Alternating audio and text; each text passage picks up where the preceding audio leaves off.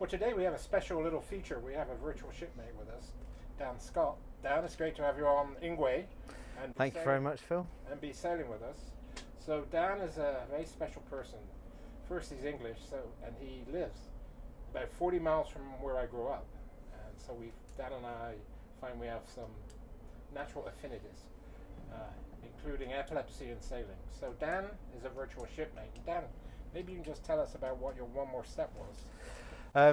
Well, I came across sail for epilepsy just after I had my first seizure, and I'd been involved in sailing and also other maritime activities. And one of the first things that came to mind when I had my seizure was that literally as I came around was, oh my gosh, what's happened? I'm never going to be able to own a boat.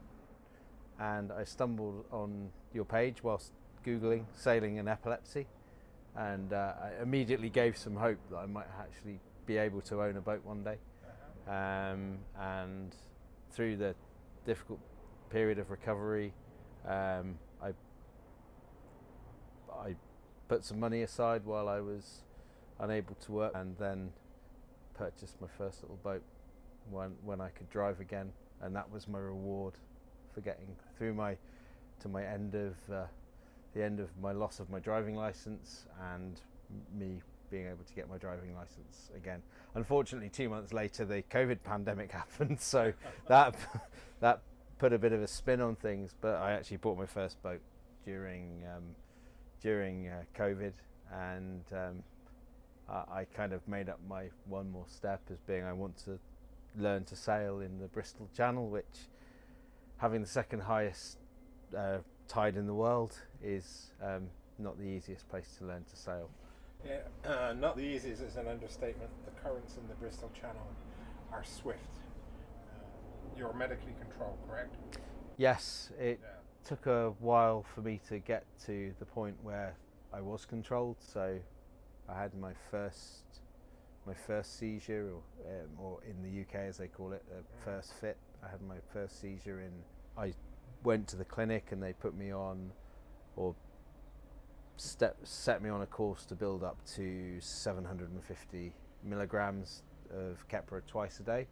And after that, the consultant neurologist, who was absolutely fantastic, he actually suggested to take me above 750 milligrams, because he said he wanted a very, very good buffer on the basis that I drive between, in a normal year, a non-pandemic year, I would drive between the 25 and 40,000 miles a year.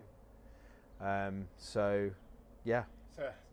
in talking with Dan about coming on the boat, we also have, as we've discussed before, we have a seizure action plan. We have one for me on the boat, we have one for Dan, and so we take sailing very seriously.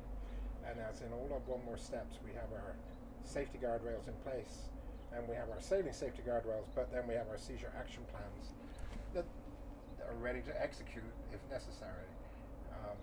And so, although we're on a boat, it's serious, and we make sure everyone's healthy. Now, how's your one more step challenge progressing? You got your boat. I got my boat. Pandemic hit. Yeah, well, the pandemic hit, then I bought my boat. Which is your fault. I then spent 2 months in the yard with the boat up on the hard, fixing things that I didn't know needed fixing when I bought it. Always get a survey.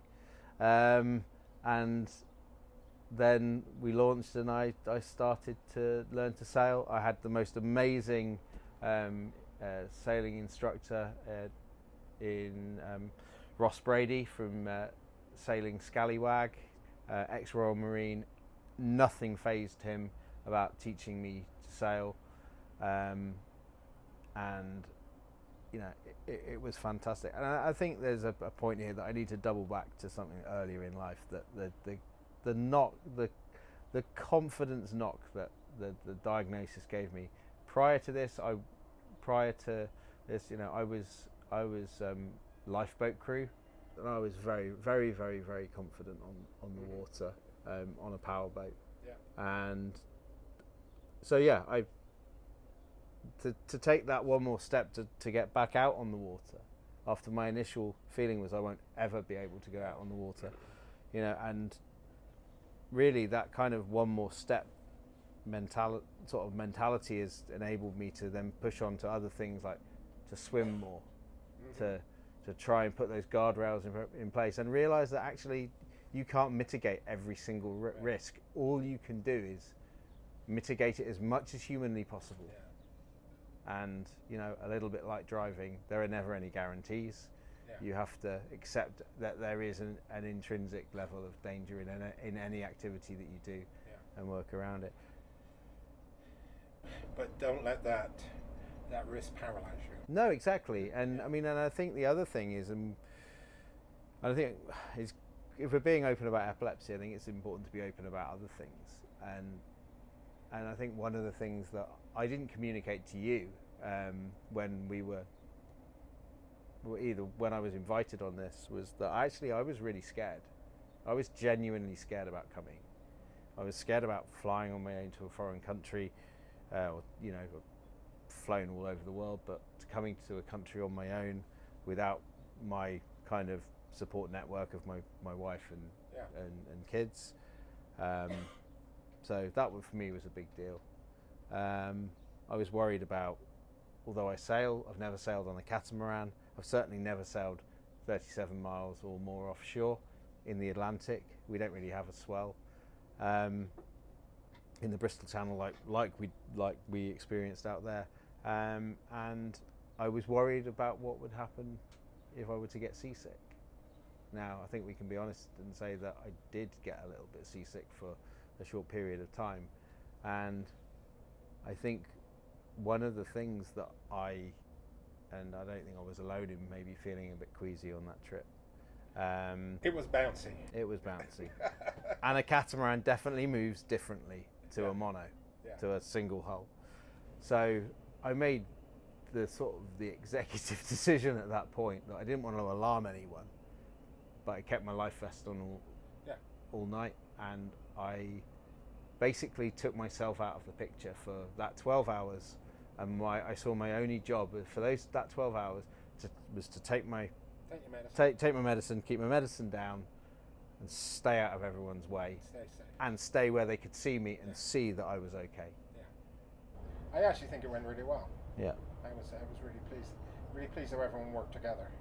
Yeah, and me too. Covered for one another and looked after one another, which is what you have to do on a boat. And I think the one thing that I would say on this trip is that what I think I've noticed is that, and it's a little bit the same as with epilepsy, that